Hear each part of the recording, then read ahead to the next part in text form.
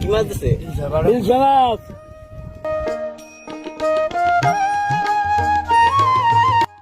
আর দেখতে পাচ্ছেন এখানে আছে ডিম আর এখানে আছে ইলিশ মাছ।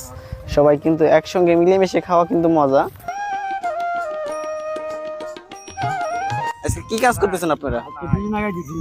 কয়জন আছেন? 6 জন। দেখতে পাচ্ছেন সকালে খাবার খাচ্ছেন কৃষক।